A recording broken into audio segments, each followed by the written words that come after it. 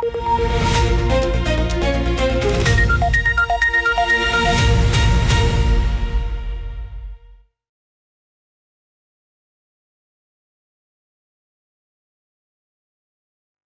உயிரோடை Tamil ILC Tamil உயிரோடை Tamil அன்பர்களே, உலக நார்வல் நிகழ்ச்சியில் இணைந்திருக்கிறீர்கள்.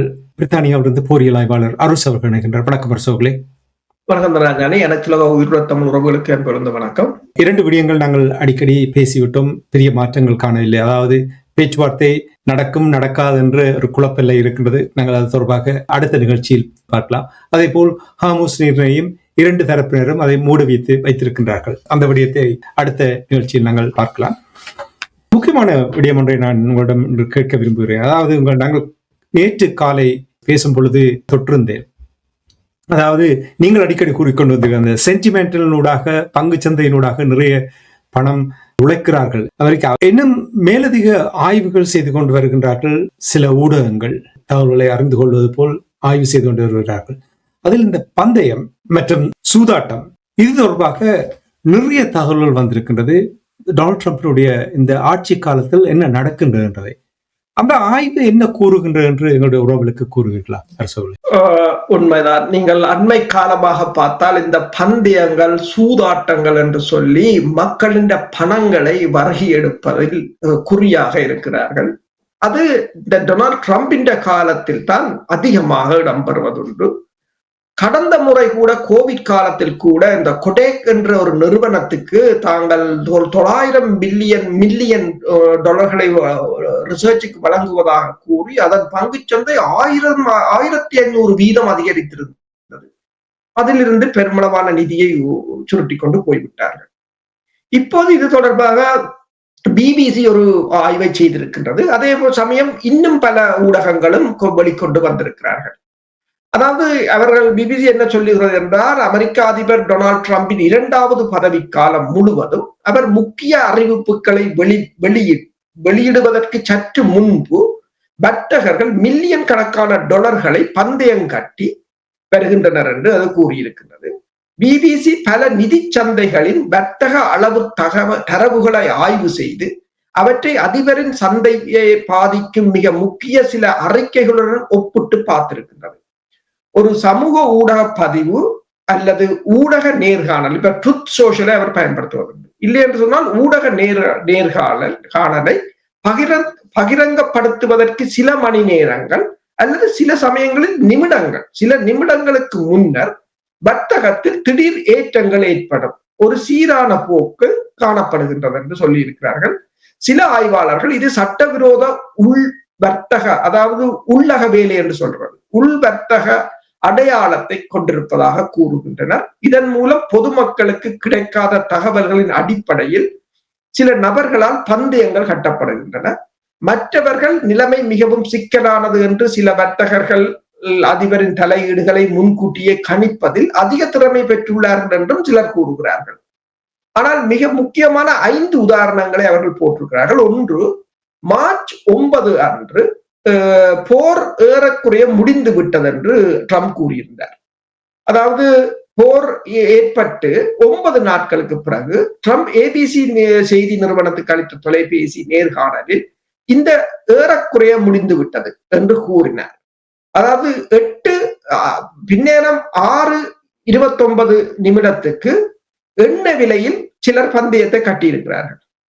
ஆனால் 7:15 ட்ரம்பின் அறிவிப்பு வருகிறது. அதாவது கிட்டத்தட்ட நீங்கள் பார்த்தீர்கள் சொன்னால் 47 நிமிடங்கள்ல 2க்கு இடையில இருக்கு. அதாவது 7:16 ட்ரம்ப் அறிவிக்கிறார், 7:17 எண்ணெய் விலை 25% சரிந்து விட்டது.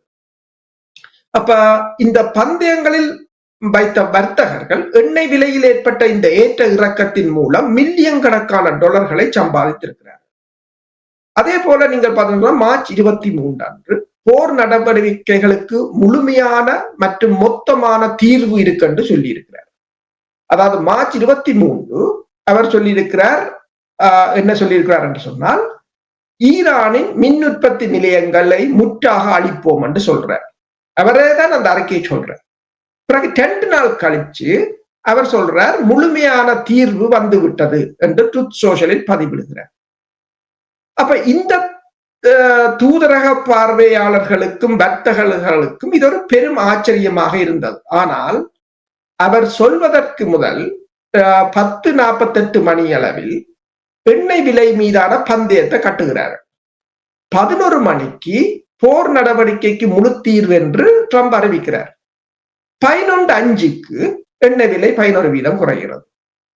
அதாவது 14 நிமிடங்களுக்கு முன்னர் அதிபர் ட்ரம்ப் எண்ணெய் விலை மீதான வழக்கத்துக்கு மாறாக அதிக எண்ணிக்கையான பந்தயங்கள் கட்டப்படுகின்றன. அதே போலதான் இந்த பிரெண்ட் கச்சா எண்ணெய் ஒப்பந்தத்திலும் அவ்வாறுதான் இடம்பெற்றதாகவும் அதிலும் பெருமளவானவர்கள் பணத்தை சம்பாதித்திருக்கிறார்கள். 2025ஆம் ஆண்டு ஏப்ரல் 9 இந்த விடுதலை நாள் என்று அறிவித்திருந்தார். மத்திய கிழக்கில் நடக்கும் போரை தவிர வேற சம்பவத்தையும் பிபிசி போட்டிருக்கிறது. அதுல நீங்க பார்த்தீர்கள் என்று சொன்னால் ஏப்ரல் 2 அன்று விடுதலை நாள் என்று ட்ரம்ப் அறிவித்தார். இது கிட்டத்தட்ட ஒவ்வொரு நாட்டிலிருந்து வரும் பொருட்கள் மீதான வரியைத்தான் அவர் அப்படி விடுதலை நாட்டு என்று சொன்னார். அப்ப உலக சந்தையில் இருக்கிற பங்குகள் அனைத்தும் வீழ்ச்சி அடைந்தன, எல்லாம் வீழ்ந்து விட்டது எல்லாருக்கும். ஆனால் ஒரு வாரத்துக்கு பிறகு அவர்கள் அந்த பங்குச்சந்தை விழுந்தோடனே எல்லாரும் வாங்கி போடுவாங்க. ஒரு வாரத்துக்கு பிறகு சீனாவை தவிர மற்ற நாடுகளுக்கு 90 நாட்களுக்கு விதிவிலக்கு அளிப்பதாக சொல்லுகிறார். உடனடியாக பங்கு சந்தை எல்லாம் 10% ஏறிச்சுது. அதாவது SP 500 10%, அதாவது 9.5% என்றால் அது மிகப்பெரிய ஒரு ஏற்றம். 2ஆம் உலக போருக்கு பிறகு அதன் மிகப்பெரிய ஒரு நாள் ஆதாயம் அதுதான் என்று கூறுகிறார்கள். அதாவது பின்னரும் 6 மணிக்கு பங்கு சந்தை உயரும் என பெரிய பந்தயங்கள் கட்டுகிறார்கள். 6:18க்கு ட்ரம்ப் அறிவிக்கிறார் வரியை விலக்கு செய்கிறோம் 90 நாளைக்கு என்று. 6:19க்கு பங்கு சந்தை வரலாறு காணாத எழுச்சியை காணுகிறது. தொடர்ந்து 7 நாட்கள் சரிவில் இருந்த பங்கு சந்தை சில வர்த்தகர்கள் அன்றைய தினம் பங்கு சந்தை உயரும் என 2 மில்லியனுக்கும் அதிகமான பந்தயம் கட்டி 20 மில்லியனை சம்பாதித்திருந்தார்கள் என்று கூறுகிறது. அந்த வாரத்தின் பிற்பகுதியில் அமெரிக்க செனட் சபையில பல மூத்த ஜனநாயக கட்சியினர் அமெரிக்க பொதுமக்களின் நலன்களுக்கு பாதிப்பை ஏற்படுத்தும் வகையில் ஜனாதிபதியின் அறிவிப்புகள் நிர்வாகத்தின் உள்வட்டத்தினரையும் நண்பர்களையும் பலப்படுத்துகின்றன என்பதை விசாரிப்பதற்கு ஒரு குழு அமைக்க வேண்டும் என்று கடிதம் எழுதியிருந்தார்கள் என்று கூறப்படுகிறது. இந்த குற்றச்சாட்டுகளை விசாரிப்பதற்காக பிபிசி கேட்டபோது பிபிசி, அதாவது SC என்ற அந்த தொடர்பாளர்கள், வெள்ளை மாளிகை தொடர்பாளர்கள் கருத்து கூற மறுத்துவிட்டனர். இந்த அறிக்கையின் பகுப்பாய்வு செய்யப்பட்ட வர்த்தக நடவடிக்கைகள் குறித்து கருத்து கேட்ட போதும் அவர்கள் வெள்ளை மாளிகை பதிலளிக்கவில்லை என்று கூறப்படுகிறது. இதே சமயம் ஜனவரி 3 வெனிசுலா அதிபர் மதுரோ கைது செய்யப்படுகிறார். ஜனவரி மாத இறுதிக்குள் நிக்கோலஸ் மதுரோ பதவியிலிருந்து வெளியேறி விடுவார் என்று பந்தயம் கட்டியிருக்கிறார்கள். கிட்டத்தட்ட $4,36,000 வென்றிருக்கிறார்கள். டிசம்பர் மாதம் இந்த பேடன்சம் மிக்ஸ் என்ற கணக்கு கொண்டு ஒரு புதிய கணக்கு உருவாக்கி இருக்கிறார்கள். 2 மதுரோ பதவியிலிருந்து நீக்கப்படுவார் என்று அந்த கணக்கில $32,000 ஒருவர் கட்டியிருக்கிறார். ஜனவரி 3 மதுரோ கைது செய்யப்பட்டார் என்றதும் அந்த கணக்கு 4,36,000 வென்றது. இணையவழி கணிப்பு சந்தைகளின் சமீபத்திய வளர்ச்சியும் பார்வையாளர்களின் ஆய்வுக்கு உள்ளாகியதாக கூறப்பட்டது. அதாவது பொலி மார்க்கெட் என்றது இதுல பொலி மார்க்கெட் மற்றது கல்சி என்ற போன்ற பிளாக் செயின் மூலம் இயங்கும் தளங்கள் வானிலை முதல் இந்த பேஸ்பால் மற்றது அமெரிக்க வெளியுறவு கொள்கை மற்றது எண்ணெய் விலைகள் இதுகள் தொடர்பாக பந்தயங்களை கட்டி வருவதாகவும் அமெரிக்க அதிபர் ட்ரம்பின் மகன் டொனால்ட் ட்ரம்பின் ஜூனியர் இந்த பொலி மார்க்கெட்டில் ஒரு முதலீட்டாளராக இருக்கிறார். அதன் ஆலோசனை குழுவிலும் அவர்தான் இருக்கிறார். அவர் கல்சி என்ற அந்த நிறுவனத்துக்கும் இந்த பந்தயங்களை கட்டுற அந்த நிறுவனத்துக்கும் ஒரு மூலோபாய ஆலோசகராக அவர்தான் இருக்கிறார். மேலும் கருத்து கேட்பதற்கு ஆனால் பிபிசி தொடர்பு கொண்ட போது அவர்கள் பதிலளிக்கவில்லை.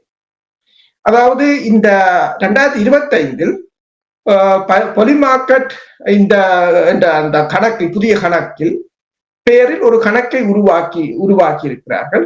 டிசம்பர் 30 அன்று வெனிசுலா அதிபர் நிக்கோலஸ் மதுரோ பதவியிலிருந்து வெளியேற்றப்படுவார் என்று சொல்லி இருக்கிறார்கள். டிசம்பர் 30 அன்று 30க்கும் ஜனவரி 2க்கும் இடையிலும் அந்த கணக்கில் 32,000 போடப்பட்டிருக்கிறது. அடுத்த நாள் மதுரோ சிறப்பு படைகளால் பிடிக்கப்பட்டிருக்கிறார். கிட்டத்தட்ட $500,000 வெல்லப்பட்டிருக்கிறது. சிறிது காலத்துக்கு பிறகு அந்த கணக்கு அந்த கணக்கில இந்த பெயர் மாற்றப்பட்டிருக்கிறது. அந்த கணக்கில் அதற்கு பிறகு இந்த பந்தயமும் கட்டப்படவில்லை. இந்த வருஷம் பிப்ரவரி 28 ஈரான் மீது போர் தொடுக்கும் என்று 6 கணக்குகள் உருவாக்கப்பட்டிருக்கின்றன. பிப்ரவரி மாதம் ஈராக் மீது அமெரிக்கா தாக்கும் என்று ஒரு 6 கணக்குகள் உருவாக்கப்பட்டிருக்கின்றன. பிப்ரவரி 28 அந்த கணக்குகள், அதாவது தாக்குதல் நடந்ததுடன் அந்த கணக்குகள் 6ம் ஒன்றாக இணைந்து $1.2 மில்லியன் வெற்றியாக பெற்றுக்கொண்டு அந்த கணக்குகள் அப்படியே கலைந்து போய்விட்டன. என்னென்று சொன்னால் அனைவரும் அதாவது பிப்ரவரி 28 ஈரான் மீது அமெரிக்கா தாக்குதல் நடத்தும் என்று பந்தயம் கட்டினார்கள். அதிகாலை ட்ரம்ப் இந்த தாக்குதலை உறுதிப்படுத்திய போது அந்த கணக்கில $1.2 மில்லியன் சம்பாதிக்கப்பட்டிருந்தன. அந்த 6 பயனாளர்களில் 5 பேர் அதற்கு பிறகு எந்த பந்தயமும் கட்டவில்லை. அவர்கள் காசை எடுத்துக்கொண்டு சென்று விட்டதாக கூறப்படுகிறது. அதாவது பிறகு நீங்கள் பார்த்தீங்கன்னு சொன்னால் ஏப்ரல் 7க்குள் அமெரிக்கா ஈரான் போர் நிறுத்தம் ஏற்படும் என்று சரியாக பந்தயம் கட்டி அதுக்கு பிறகும் $2 லட்சம் சம்பாதித்திருக்கிறார்கள். இந்த பொலிமார்க்கெட் பிபிசியிடம் கூறும்போது சந்தையின் நேர்மையின் மிக உயர்ந்த தரங்களை தாங்கள் அமைத்து பராமரித்து வருகிறோம் என்று அவர்கள் கூறியிருக்கிறார்கள். அவ்வாறு செய்ய கட்டுப்பாட்டாளர்கள் மற்றும் சட்ட அமுலாக்கத்துறையினர் உடனான தாங்கள் செயற்படுவதாக கூறியிருக்கிறார்கள். ஆனால் என்ன பிரச்சனை என்று சொன்னால் இதில் இவ்வாறான கணக்குகளுக்கு சரியான ஆதாரங்கள் என்று யாரும் வழக்கு தொடர முடியாது. இப்ப இந்த பொலிமார்க்கெட் மற்றது கால்சி போன்ற ஆகிய 2 நிறுவனங்களும் உள் வர்த்தகத்தை கட்டுப்படுத்த புதிய விதிகளை தங்கள்கிட்ட இருக்கென்று கூறுகிறார்கள். ஆனால் என்ன பிரச்சனை என்று சொன்னால் இதில் சரியான ஆதாரங்கள் இல்லாமல் அவர்களால் எதுவும் செய்ய முடியாது என்று, அதாவது ஆதாரமின்றி நிர்வாக அதிகாரிகள் இது போன்ற நடவடிக்கைகளில் ஈடுபட்டுள்ளனர் என்ற எந்த ஒரு கருத்தும் ஆதாரமற்றதாக இருக்கிற சந்தர்ப்பத்தில் தாங்கள் ஒன்றும் செய்ய முடியாது என்று கூறியிருக்கிறார்கள். அதாவது நீங்கள் பார்த்தீங்கன்னு சொன்னால் 1933 கூட இந்த பத்திரங்கள் நிறைவேற்றி சட்டத்தில் இருந்து பெரும்பாலான அமெரிக்கர்களுக்கு உள்வர்த்தகம் சட்டவிரோதமாக என்று அந்த சட்டங்கள் இருக்கின்றன. 2012 ஆண்டும் அமெரிக்க அரசாங்கம் இந்த சட்டங்களை புதுப்பித்திருந்தது. ஆனால் பிரச்சனை என்னன்னு சொன்னால் அந்த சட்டங்கள் எல்லாம் இப்படியானவர்களை காப்பாற்றுமே தவிர இவர்களுக்கு மீது பெருசாக நடவடிக்கை எதுவும் இதுவரை காலம் எடுக்கப்பட்டதாக இல்லை. அதே போலதான் இன்னொரு தளத்தில் கூறியது, இது பிபிசி இன்னொரு தளத்தில் கூறியிருக்கிறது. ஏப்ரல் 18 அதாவது இப்ப ஈரான் நாடாளுமன்ற தொடர்பாளர் முகமது பகர் கலிபா அவர் செய்தி வெளியிட்ட போதும் கூட கிட்டத்தட்ட சில நிமிடங்களில், அதாவது அவர் போலி செய்திகள் என்று கூறப்பட்ட சில நிமிடங்களில் எண்ணெய் விலைகள் சரிந்து பேர்ந்து எண்ணெய் விலைகள் உயர்ந்து அப்போதும் பெருமளவான பணம் கையாடப்பட்டதாக தெரிவிக்கப்படுகிறது. அதாவது மார்ச் 23 அன்று நாங்கள் முதல் கூறிய போது ஏறத்தாழ $580 மில்லியன் எண்ணெய் ஒப்பந்தங்களால் இந்த வர்த்தகத்தில் ஈடுபட்டவர்கள் சம்பாதித்திருக்கிறார்கள். அதாவது சரியான நேரக்கணிப்பு, சந்தையின் ஏற்ற இறக்கங்கள், ட்ரூத் சோஷியல் தளத்தில் அதிபர் பதிவிடும் தகவல்கள் இவை பயன்படுத்தப்பட்டிருக்கின்றன. அதே போல மார்ச் 9 கிட்டத்தட்ட அது 47 நிமிடங்களுக்கு முன்னர் அதிலும் பெருமளவானதை முதலில் கூறியிருந்தது. ஏப்ரல் 7 கிட்டத்தட்ட $950 மில்லியன் அமெரிக்க சம்பாதித்திருக்கிறார்கள். ஏப்ரல் 17 ஹார்முஸ் ஜலசந்தி உங்களுக்கு தெரியும் மூடப்படுவதற்கு மீண்டும் திறக்கப்படுவதற்கு 20 நிமிடங்களுக்கு முன்னர் $750 மில்லியன் அமெரிக்க அதில் பந்தயம் கட்டி சம்பாதித்துக் கொண்டு போயிருக்கிறார்கள். அதாவது மதுரோன்ற நிலைமையும் அவ்வாறுதான். இப்ப இது இந்த நிகழ்வுகள் சொல்கிறார்கள் என்னென்றால் முன்னரும் இடைக்கிடை சில சமயங்களில் இடம்பெற்றிருக்கின்றன. இந்த இப்ப தற்போதைய காலகட்டத்தில் மிக மிக அதிகமாக இடம்பெறுகின்றன என்று கூறுகிறார்கள். என்னென்று சொன்னால் முதலாம் உலக போரின் தொடக்கத்தில் வெளிநாட்டு முதலீட்டாளர்கள் முக்கியமாக பிரிட்டிஷ்காரர் முன்கூட்டியே கிடைத்த தகவல்களுடன் அக்காலத்தில் சுமார் 3 பில்லியன் அமெரிக்க டாலர்கள் மதிப்பிலான பெருமளவிலான சொத்துக்களை விற்றனர். இதனால் நியூயார்க் பங்கு சந்தை 4 மாதங்கள் மூடப்பட்டிருந்தது என்று கூறுகிறார். அதாவது இந்த உக்ரைனில் கூட 2025 பொலி மார்க்கெட்டில் இந்த இடத்தை ரஷ்யா கைப்பற்றும், அந்த இடத்தை உக்ரைன் இழக்கும் என்று சொல்லி மில்லியன் கணக்கான பணத்தை பெற்றிருந்தார்கள். உங்களுக்கு தெரியும், உக்ரைன் போரில் நேட்டோவும் மேற்குலக நாடுகளும் தான் அதில் முக்கியமாக ஈடுபட்டு வருகின்றார்கள். அதே போல இந்த செப்டம்பர் 11 தாக்குதலின் போது கூட அப்போதும் இந்த ஏர்லைன்ஸ் பங்கு சந்தைகள் 25% சரிவை கண்டிருந்ததாகவும் அதில் யார் சம்பாதித்தார்கள் என்று தெரியாது, அப்போதும் பணம் சம்பாதித்திருந்ததாக கூறப்படுகின்றது. ஆனால் இந்த சூதாட்டங்கள் தற்போது இந்த ட்ரம்பின் ஆட்சி காலத்தில் மிக மிக அதிகமாக இருப்பதாகவும், அது மட்டுமல்ல ட்ரம்பின் ஒரு மகன் இந்த சூதாட்ட நிறுவனங்களின் ஆலோசகராக இருக்கிறார். மறுபடியும் தான் இப்போது இந்த பேச்சுக்களுக்கு வந்து கொண்டிருக்கிறார் Jared Kushner. Jared Kushner Saudi அரேபியாவுடன் மிகப்பெரிய ஒரு தொழில் வர்த்தகத்தில் ஈடுபடுவதாகவும் ஒரு முதலீட்டை அதிக அளவில் செய்திருப்பதாகவும் கூறியிருக்கிறார்கள். நீங்கள் இப்ப கூறுகிறீர்கள் இந்த 1933 இந்த சட்டம் நிறைவேற்றப்பட்ட என்று நீங்கள் கூறும் பொழுது, குறிப்பாக இந்த உள் வர்த்தகம் தொடர்பாக எத்தனையோ பேர் நாங்கள் செய்திகளில் பார்த்திருக்கின்றோம். எத்தனையோ பேர் இந்த உள் வர்த்தகத்தினூடாக சூதாட்டம் செய்தது, அந்த தகவலை அறிந்து பரிவர்த்தனம் நடந்ததனால் சிறைக்கு அனுப்பியிருந்தார்கள். இதற்கான வாய்ப்புகள் இருக்கலாம், அல்லது நிரூபிப்பது மிகவும் கடினம் என்று நீங்கள் நம்புகிறீர்கள்? ஆட்சியில் இல்லாதவர்களை நிரூபிக்கலாம். ஏன் தமிழர்களை கூட தூக்கி போட்டார்கள் உள்ளுக்குள். அதாவது ஜனாதிபதியின் மகனையும் மருமகனுக்கும் சட்டம் பாயாது. யாரும் வேறையாக்கள் இதை செய்தால் கட்டாயம் சட்டம் பாயும். ஏனென்று சொன்னால் பலர் நான் பேர் குறிப்பிட விரும்பவில்லை, பலர் வெளியில் கூறினார்கள் தங்களுக்கு தீர்ப்பை எழுதும் போது அந்த அமெரிக்க நீதிமன்றத்தின் நீதிபதிக்கே தெரியும் அது பொய் என்று, இருந்தாலும் தீர்ப்பை வழங்கினார்கள். அதுதான் அவர்களுடைய ஜனநாயகம் என்று கூறினார்கள். இப்போ நான் அவர்களை கதைக்கும் போது கேட்டேன், நீங்கள் அதை பற்றி ஒரு புத்தகம் எழுதுங்கள் வாரான நிலைமைகள் தொடர்பாக சொல்லி. சட்டங்கள் இருக்கிறது. இப்ப பிரித்தானியாவிலும் கூட நீங்க பாத்தீங்கன்னா சட்டங்கள் இருக்கு. அந்த சட்டம் இந்த நாடுகள் எல்லாம் ஒரு வர்த்தக பிசினஸ் கண்ட்ரிஸ். சட்டங்கள் வர்த்தகர்களை பாதுகாக்கிறதுக்கு தான் சட்டங்கள் இருக்கு. பொதுமக்களுக்கு இருக்காது. அதை நீங்க நுணுக்கமாக பார்த்தீர்கள் விலை கட்டுப்பாடுகள் கூட நீங்கள் பார்க்கலாம், இங்கே அப்படியாக இருக்காது. அதே போலதான் நீங்கள் சொன்னது போல 1933ஆம் ஆண்டு கொண்டது அந்த சட்டங்கள்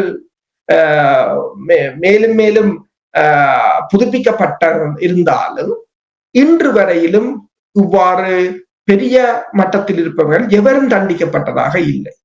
அப்படி சிலர் தண்டிக்கப்பட்டாலும் எப்ப என்று சொன்னால் அவர்கள் எல்லாம் வாழ்ந்து முடிஞ்சு 80 வயசு 90 வயசு வரைக்கும் தான் அந்த கேஸ் வரும். அதுக்கு பிறகு ஜெயிலர் நல்ல வாழ்க்கை தானே, சோறு சாப்பாடு லைப்ரரி இருக்கும், டிவி இருக்கும், அதாவது ஹேகோம் மிச்சம். அப்படியான ஒரு நிலையில தான் அவர்களுக்கு சட்டம் நீதியை வழங்குகிறது, தண்டனையை வழங்குகிறதே தவிர இங்கு பெருமளவில் சட்டங்கள் தண்டனைகளை வழங்கியதாக இல்லை. அதே போலதான் நீங்கள் இப்ப வெளிநாடுகளை பார்த்தீங்கன்னா இப்ப நாங்கள் இந்த ஹார்மோஸ் நீரிணையை பற்றியே பார்த்தோம். ஐரோப்பியர்கள் என்ன கூறுகிறோம் என்று சொன்னால், இந்த ஹார்மோஸ் நீரிணையை மூடிய ஈரானிய அதிகாரிகள் யார், அவர்களுடைய குடும்பத்துக்கு தடைகளை கொண்டு வர போறாங்க. இப்ப நீங்கள் இப்ப இது இவ்வளவு பிள்ளைகளை கொன்றார்கள், போரை ஆரம்பித்தார்கள், எத்தனையோ காசாவில் இவ்வளவு பேரை கொன்றார்கள், ஒருவருக்கு நீங்க தடை விதித்திருக்கிறீர்களா? இல்லை. இதுதான் அவர்களுடைய சட்டம். ஆனால் இதை பயன்படுத்தி இப்ப இவர்கள் உழைக்கிற இந்த மில்லியன் கணக்கான பணம் இன்னொரு மக்களின் பணம் தான். இப்ப யூசிஎல் என்ற பொருளியல் ஆய்வாளர் கூறுகின்றார், இப்ப இந்த 101 எண்ணெய் நிறுவனங்கள் பில்லியன் கணக்கில் சம்பாதிக்க ஒரு மணத்தியாலத்துக்கு அவர்களுக்கு 13 மில்லியன் வருமானமாம் இந்த ஈரான் சண்டையால். ஆனால் ஒவ்வொரு பொதுமகனும் 40% எரிபொருளுக்கு கட்டி கொண்டிருக்கிறார். கார் ஓடும் போது ஒவ்வொரு பொதுமகனும் அந்த காசு தான் அவர்களுக்கு போகும். பொருளாதாரம் ஒரு பெரிய ஒரு நெருக்கடி என்று நீங்கள் பேசும்பொழுது கூறினீர்கள். மத்திய கிழக்கு நாடுகள் இருக்கின்ற போருக்குள் ஈடுபடாத ஒரு சில நாடுகள் இருக்கின்ற அவர்களும் கூட எண்ணெயை ஏற்றுமதி செய்வதை இப்பொழுது நிறுத்திவிட்டார்கள் என்று நீங்கள் கூறியிருந்தீர்கள். ஞாபகம் இருக்கிறது. அதாவது அவர்கள் ஏற்றுமதி செய்யவில்லை என்று சொன்னால் இந்த மத்திய கிழக்கு நாடுகளிலிருந்து எண்ணெய் துப்புரவாக இப்பொழுது போகாத நிலையில் இப்ப உடனடியாக அந்த தாக்கத்தை தெரியவில்லை. விலை உயர்ந்திருக்கின்றது. ஆனால் எண்ணெய் குறைவாக அவர்கள் உற்பத்தி செய்யும் பொழுது வெளியில் கொண்டு வரவில்லை என்று சொன்னால் இங்கே தட்டுப்பாடு வரப்போகிறது. இது எவ்வளவு தாக்கத்தை ஏற்படுத்தும், எவ்வளவு காலத்தில் இது இந்த தாக்கத்தை பார்க்கலாம் என்று நீங்கள் நம்புகிறீர்கள்? உண்மைதான். 2 விடயங்கள். ஒன்று இப்ப எண்ணெய் தட்டுப்பாடாக இருக்கின்றது. என்னென்று சொன்னால் இந்த கசகஸ்தான் தட்டுப்பாடாக இருக்கிற நிலையில் ஏனைய நாடுகளும் அதை மட்டுப்படுத்துகின்றன. ஏனென்றால் அவர்களுக்கும் ஒரு பயம் வருகிறது, தங்களுக்கு இல்லாமல் போய்விடுமோ. இப்ப கசகஸ்தான் நாடு சொல்லி இருக்கிறது, தாங்கள் இந்த எண்ணெய் ஏற்றுமதியை இடைநிறுத்த போகிறோம், அதாவது நவம்பர் 2026 வரையிலும் அதை நிறுத்தி வைக்க போகிறோம் என்று கூறியிருக்கிறார்கள். ஏற்கனவே ஐரோப்பிய ஒன்றியம் இந்த ரஷ்யாவுடனான முரண்பாடுகளுக்கு பிறகு இந்த கசகஸ்தானில் இருந்துதான் பெருமளவான எண்ணெய்களை வாங்கிக் கொண்டிருக்கிறார்கள், எரிவாயுக்கள் எண்ணெய்களை. கிட்டத்தட்ட ஐரோப்பிய ஒன்றியத்தின் கொள்முதலில் 12.8% இந்த கசகஸ்தான் பகுதியில் இருந்து போகின்ற எரிபொருட்கள் இப்போது அது நிறுத்தப்பட போகின்றது.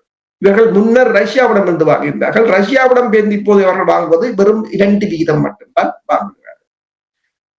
இது ஒரு புறம் இருக்க பல நாடுகளும் நிறுத்தி கொண்டு வருகிறார்கள். அது மட்டுமல்லாது உங்களுக்கு தெரியும், உர வகைகளை ஏற்றுமதி செய்வதை சீனா நிறுத்திவிட்டது, உர வகைகளை ஏற்றுமதி செய்வதை ரஷ்யா நிறுத்திவிட்டது.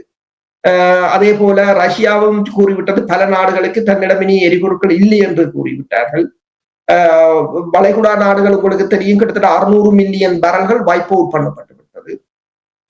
ஏற்கனவே ரிசர்வ்ல இருந்து 400 மில்லியனை எடுத்தது என்று கூறினார்கள். ஆனால் அதற்கும் கூடத்தான் எடுத்திருக்கிறார்கள். அமெரிக்கா கூட 200 மில்லியன் பேரல்களை எடுத்திருக்கிறது ரிசர்வில் இருந்து என்று கூறியிருக்கிறார்கள்.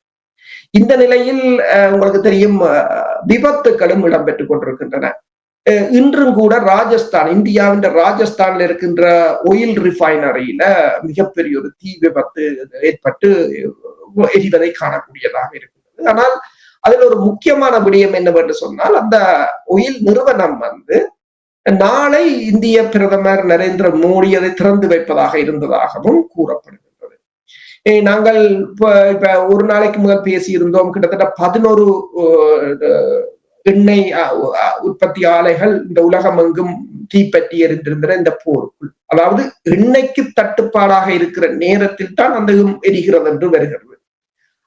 அதுக்கு பிறகு ரஷ்யாவில நேற்று அது 12வது, இது 13வது இப்போது தீப்பற்றி இருக்கின்றது. எல்லா நாடுகளின்றையும் பொருளாதாரத்தை சீரழிக்க வேண்டும் என்ற ஒரு திட்டத்துடன் செயற்படுகிறார்களா, அல்லது இவ்வாறு விபத்துக்கள் தான் ஏற்படுகிறதா என்பது. இப்ப பங்கு சந்தையில் இவ்வாறு உழைக்கிறார்கள், அதற்கு ஆதாரம் இல்லை, அவர்களை பிடிக்கவும் முடியாது, ஆதாரமும் இல்லை. அவர்கள் ஒரு தடவை தான் கணக்கை உருவாக்குகிறார்கள், உழைக்கிறார்கள், கணக்கை மூடிவிட்டு போய்கிட்டே இருக்கிறார்கள், இன்னொரு கணக்கில் திருப்பி வருவார்கள். என்னென்று சொன்னால் இப்ப டிஜிட்டல் எல்லாம் குளோபலைசேஷன் என்று சொல்லி டிஜிட்டல் மயம் எல்லாரும் போலி அடையாளங்களுடன் போலி இதுகளுடன் வரலாம். அதே போலதான் இந்த விபத்துக்களும் இடம்பெற்றுக் கொண்டிருக்கின்றன. அப்ப எரிபொருட்கள் உலகத்தின் இயக்கத்துக்கு மிக முக்கியமானது. அதில் ஏற்படுகின்ற இந்த தாக்கம் உலகத்தை மெல்ல மெல்ல அந்த இயங்கு நிலையை முடக்கக்கூடிய ஒரு நிலைக்குத்தான் கொண்டு வரும். பெரிய ஒரு சவால் உங்களுக்கு முன் வரப்போகின்றது. அதை எவ்வாறு கையாளப் போகின்றோம் என்பது அது தெரிந்து அதற்கேற்றவாறு தங்களை தயார்படுத்தினால் நான் நினைக்கிறேன் ஓரளவுக்கு இன்னும் தாக்கி பிடிக்கக்கூடியதாக இருக்கும் என்று கூறிக்கொண்டு, நன்றி அரசோக்களே. இன்றைய நிகழ்ச்சியில் இணைந்து தகவல்களை உயிரோடி தமிழ் உறவுகளோடு பகிர்ந்து கொண்டமைக்காக அன்பர்கள் சார்பாக நன்றியை கூறிக்கொண்டு மீண்டும் அடுத்த நிகழ்ச்சியில் இணைந்திருப்போம். அதுவரைக்கும் நன்றி, வணக்கம். நன்றி, வணக்கம். எமது பார்வையாளர்களுக்கு வணக்கம். மக்களின் குரலாய் ஓங்கி ஒலிக்கும் இலக்கு மின்னிதழ் மற்றும் உயிரோடை தமிழ் வானொலி ஆகிய இவ்விரு ஊடகங்களும் உங்களைப் போன்ற எமது நேயர்கள் நண்பர்களின் ஆதரவிலேயே இயங்கி வருகின்றன. மிக குறைந்த வளங்களுடன் பல இடர்கள் மற்றும் தடைகளை தாண்டி பயணிக்கும் எமது ஊடகங்களின் பணிகள் மேலும் வளர உங்களால் முடிந்த நிதியுதவியை வழங்கி இன்னும் காத்திரமான செயற்பாடுகளை முன்னெடுக்க உதவுமாறு மிகவும் பணிவன்புடன் வேண்டி நிற்கின்றோம். உங்கள் பங்களிப்பு உங்களின் உரிமை குரலாய் ஓங்கி ஒலிக்கும். நன்றி.